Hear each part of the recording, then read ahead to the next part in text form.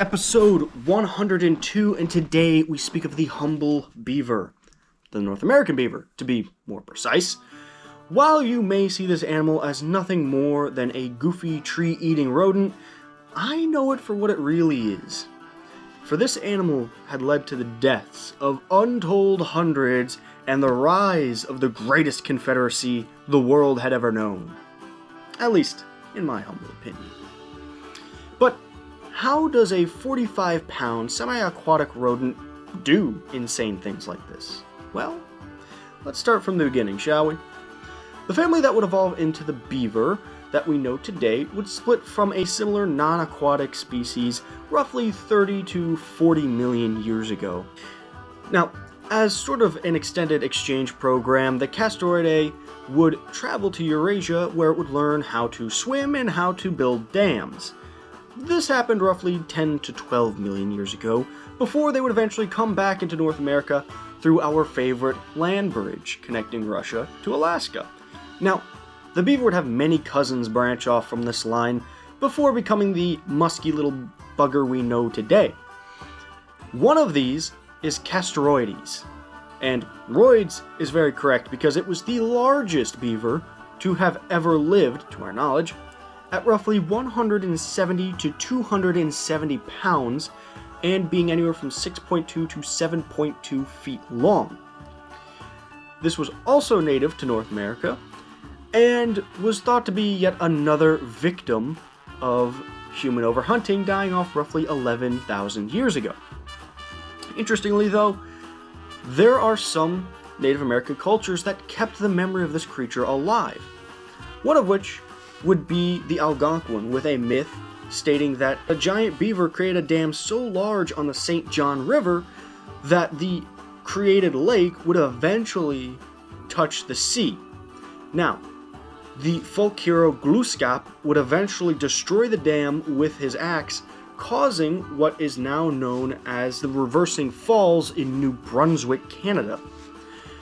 There was also an Anishinaabe legend of a beaver so large that it would tower over any grown man while it stood on its hind legs.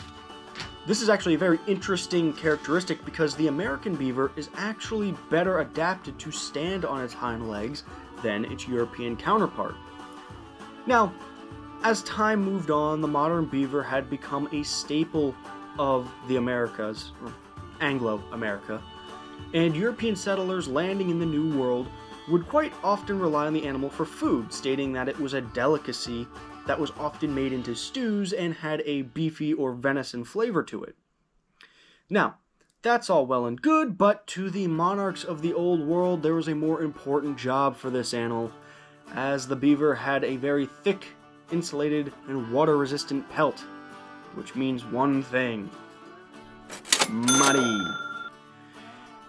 By the early years of colonization, the beaver pelt trade would be one of the largest endeavors for the New World, and obviously it wasn't just the colonizers, but the Native Americans would also aid the Dutch, English, and French to procure land and the pelts to sell, at a price, of course.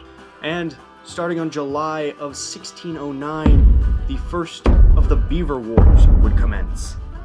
Taking place in the Great Lakes, the local Native American tribes and their European backers would fight with blood and steel for hide and oil.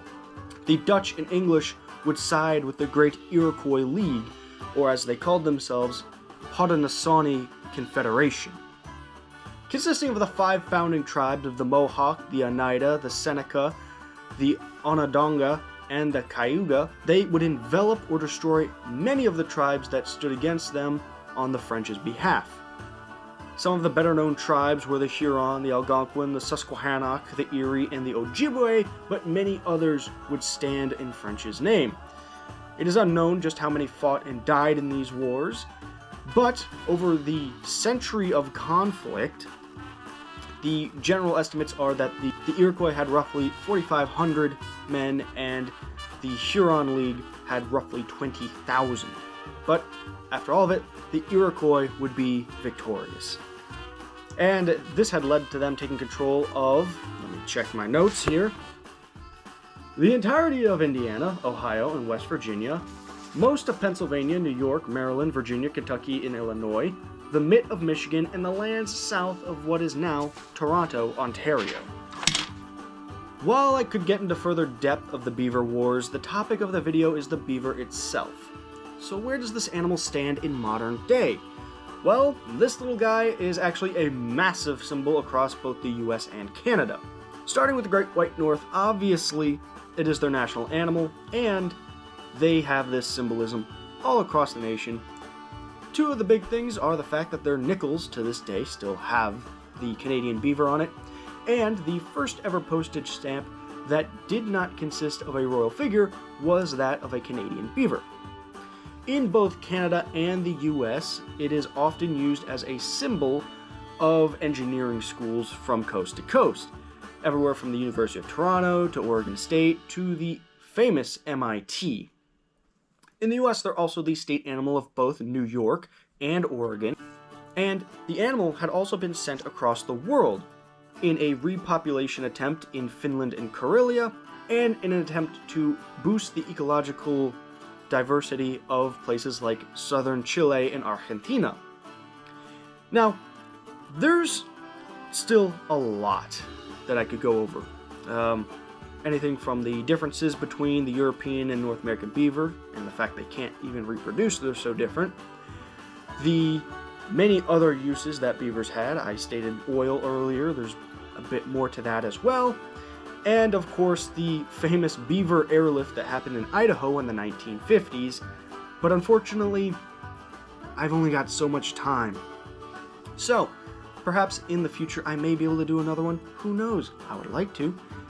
But until that time, if you enjoyed the video, please leave a like, share, and subscribe. All those things that you do. And stay warm out there. I'm currently sitting in a blizzard, and hopefully it doesn't get too cold in here. So, go outside, touch grass if you can find it. Hug your loved ones, drink water,